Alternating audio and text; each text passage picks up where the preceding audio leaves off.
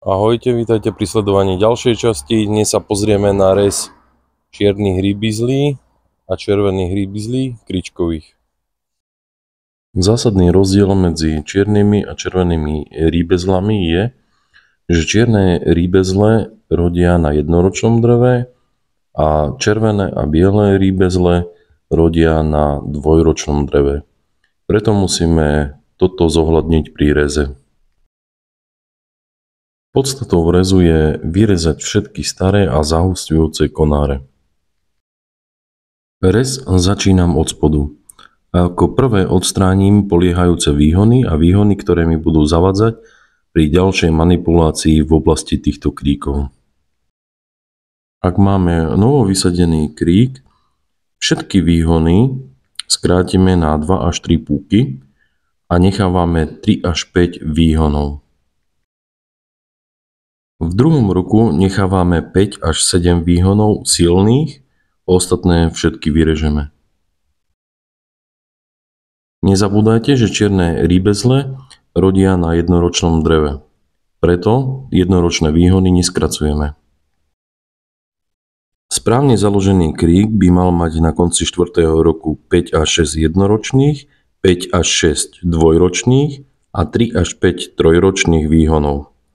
Štvoročné vetvy vždy zrežeme pri zemi, väčšinou drevo je už prestarnuté a má slabé prírastky, na ktorých máme málo úrody. Je treba nechať miesto pre mladé a silné výhony, ktoré nám prinesú viac úrody ako tieto staré. Ja nemám toľko miesta, aby som nechával také veľké kríky, toľko výhonov preto ja nenechávam. Tieto kríky mám skôr ako dekoračné a oddelujú mi trávnik od úžitkovej záhrady. Ak ste spokojní s kvalitou a chuťou rýbezlí, tieto jednoročné výhony skráte na 15 až 20 cm a zasete ich do zemi pod uhlom 45 stupňov. Zadarmo tak získate ďalšie sadenice. Po ujatí si krík môžete presadiť, kde budete chcieť. Dbajte na to, aby koruna bola viac dutá, aby bola presvetlená. Ak majú plody dostatok svetla, lepšie vám dozrievajú, majú lepšiu chuť. Takto vyzerá krík po reze.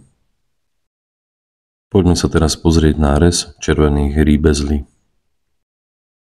Krík je veľmi prehustený, preto ho musíme presvetliť. Postupujeme podľa zásad, ktoré som uviedol pri prvom reze. Rozdiel medzi červenými a čiernymi rýbezlami je iba v dvoch bodoch. Červené a biele rýbezle rodia na dvojročnom dreve a preto tieto jednoročné výhony môžeme skrátiť o 1/3 alebo 1/4. Pri čiernych ich ponechávame bez skrátenia. Ďalším rozdielom, ktorý súvisí s týmto prvým bodom, je, že odstraňujeme nie štvoročné, ako pri čiernych rýbezlách, ale až 5-ročné staré výhony. Režeme ich úplne od zemi. Nebojte sa toho preriedenia tých nových jednoročných výhonov, tie vám zbytočne zahusťujú celý krík. V tejto sezóne aj tak ten krík vám vyraší nové výhony, ktoré vám zase prehustia ten krík. Preto je dôležité dostať týmto rezom čo najviac svetla dovnútra kríku. Keď sme krík presvetlili, teraz tie jednoročné výhony, ktoré nám zostali, skrátime o 1/3 alebo 1/4. Na týchto výhonoch jednoročných býva minimum ovocia.